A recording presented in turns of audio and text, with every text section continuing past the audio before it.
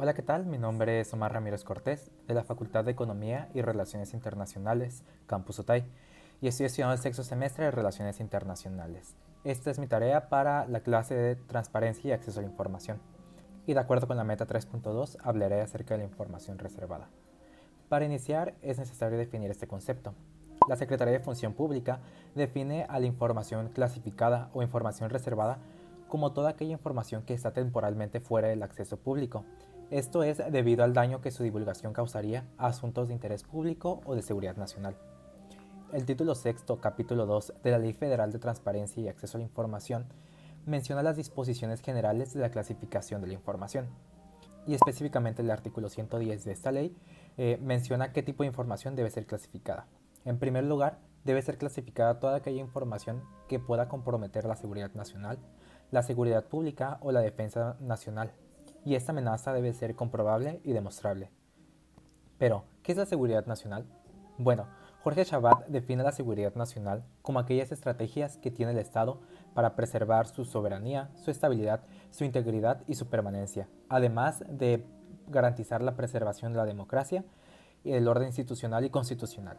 De acuerdo con el texto de Center for National Security Studies, en el marco jurídico estadounidense, la información que amenaza la seguridad nacional es aquella relacionada con los planes militares, con los sistemas de armamento u operaciones, con la información de gobiernos extranjeros, las actividades de inteligencia o criptología, los programas de gobierno relacionados con materiales nucleares o las vulnerabilidades de la seguridad nacional. También debe ser clasificada toda aquella información que pueda afectar la conducción de las negociaciones internacionales.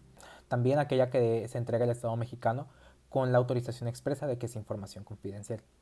No obstante, el artículo 112 de esta ley menciona que existen excepciones a este caso, y es cuando se trate de violaciones graves a los derechos humanos o crímenes de lesa humanidad de acuerdo al derecho internacional. Otra información que debe ser clasificada es aquella que pueda poner en riesgo la vida, la salud o la integridad de una persona física. También aquella que pueda poner en riesgo la estabilidad económica del país, ya sea de sus instituciones financieras, en la seguridad de la provisión de la moneda nacional del país o de su sistema financiero. También aquella que pueda obstruir la prevención o persecución de delitos o aquella que afecte el debido proceso, entre muchos otros casos. Existen lineamientos para el proceso de desclasificación de la información. De acuerdo con el texto de Ernesto Villanueva, el plazo de vigencia para mantener la información como reservada puede variar. Sin embargo, las leyes mexicanas establecen que la información puede permanecer como reservada o clasificada por un periodo de hasta 12 años o cuando las causas que originaron que esa información se reservara o se clasificara se hayan extinguido. En muchos casos, el público puede solicitar documentos que contengan información clasificada o reservada.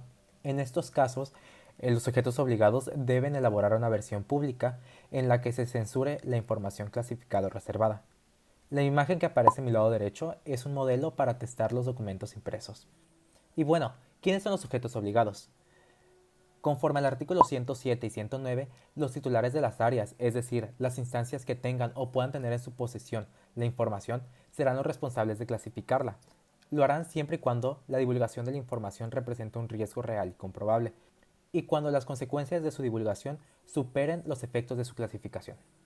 Como conclusión, es necesario entender que la clasificación de la información no se debe entender como una limitante al derecho de acceso a la información, sino que es otro derecho humano que tenemos los ciudadanos y una obligación del Estado de proteger su seguridad y la seguridad de sus ciudadanos.